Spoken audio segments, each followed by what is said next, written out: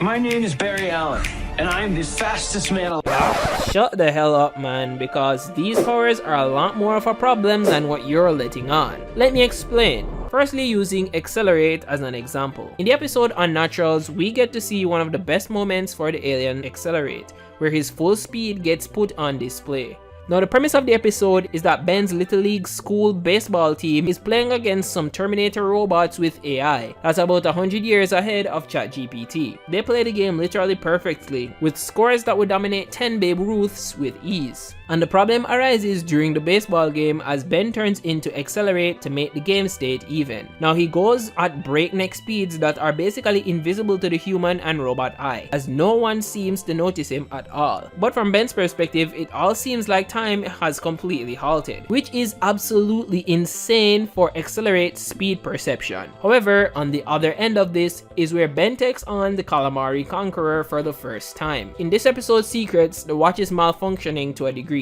that gives Ben the ability to transform into multiple different aliens during this battle, with a key alien being Accelerate. The first thing that Ben does in this fight is to attempt his own version of the Infinite Mass Punch, which is probably the most overpowered speedster move in all of fiction. We saw the Flash do it in that one episode in Justice League, but Ben ends up failing. He starts to go on the defensive against Vilgax though, dodging and weaving as Vilgax starts to hurl punches at him. This is to be expected, and so far it's kept his speed and perception relatively consistent. However, when Ben goes for a counterattack is where that all goes through the window, as Vilgax somehow manages to catch him, and you pretty much know how that will end.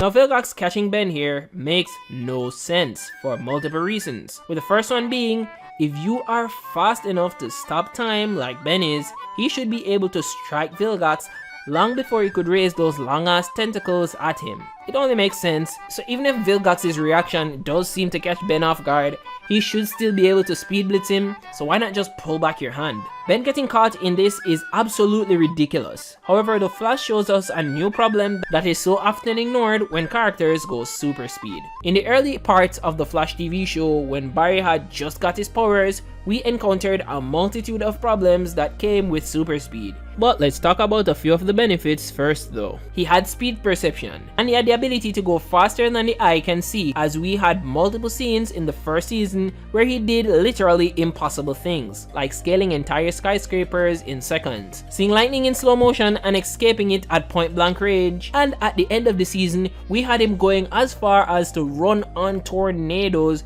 when the dimensional rift was opening. He was very fast, but he still had challenges with villains that were faster than him as the show went along. But it all gets halted by moments like this.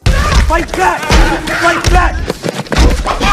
This guy is somehow able to put lightning on pause. He's able to use debris to make stairs in the air, but he can't handle 5 guys. Hey, whatever you're into. I mean, if you're into that, that's cool. I mean, that's cool. No judgment. I mean, that's fun. Barry does go to further on emphasize this major problem with super speed perception, and how inconsistent it is for the sake of the plot. But another problem arises from the Flash TV show, which is friction. Now, anything that is hitting certain speeds will encounter issues with friction, which in their case is mostly caused by the resistance of the air. This kind of thing is very problematic for things like space shuttles re-entering the Earth's atmosphere, as you know, they would obviously burn up. And it was a problem for early CW Flash episodes, who once he is running at these incredible speeds would have his clothes burn up, or even people who he's carrying would have a similar thing happen to them as well, because of friction in the air. This officially gets solved when he gets his Flash suit for the first time that is resistant to friction. However, he gets faster and faster each season,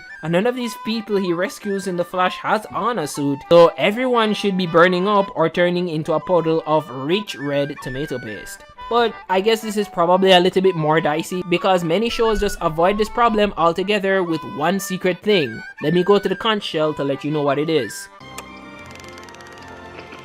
Nothing. Yep, most shows don't get that fully accurate depiction of the ramifications of super speed. A good example is Quicksilver, who in my opinion has the best super speed scenes to date, with Days of Future Past really setting the pace for a generation. However, I think a more exaggerated scene from X-Men Apocalypse gives us more friction. Hey!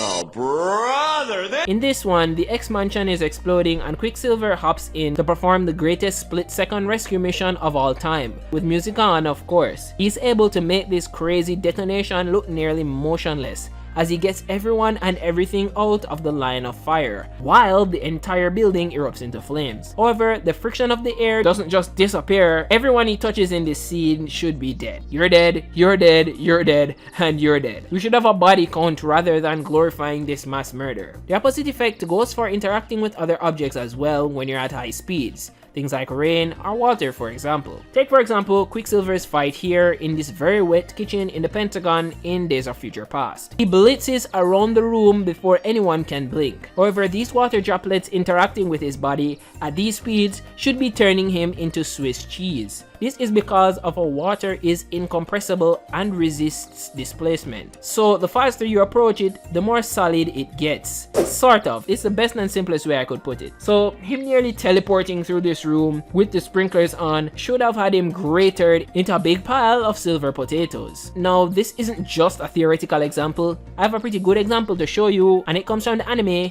Darker Than Black, with a fight between Flash, April, and Hay. Now, the two main characters that we'll be following for this fight scene are April and the Flash. April has the ability to control the weather in a way where she can create a localized hurricane, and the Flash obviously has super speed, which makes him fast enough to dodge bullets. During the fight, April buys time for her own power activation, which causes a mini rain shower in her vicinity. When the Flash realizes that his entire surroundings are completely covered with rain droplets, it's pretty much GG's, because it would be literally impossible for him to slow down again, and the droplets of water end up killing him, piercing him like 1,000 metallic needles falling from the sky. And it's all because of that incompressible thing with water. However, this leads me to another important problem with super speed, and that is why Quicksilver survived water hitting him and the Flash from Darker Than Black didn't. And that's because you require extra powers to be able to interact with the environment once you have super speed. In order to not get completely destroyed in the rain, you need to have advanced durability, and in order to not burn up when you're edging light speed,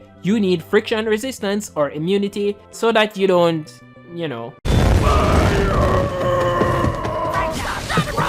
So super speed and speed perception are all fine and dandy power sets. However, in media, they are depicted so inconsistently it actually hurts. Now you mean to tell me your perception makes this droplet of water feel like it's been 2 days, yet I can just jump you with 5 guys? Yeah. What? Wait. and you're helpless? Plus, being a speedster requires you to have that additional DLC, so you need to have that friction immunity and super enhanced durability. But hey, that's just a Galvan's thoughts on what's wrong with super speed.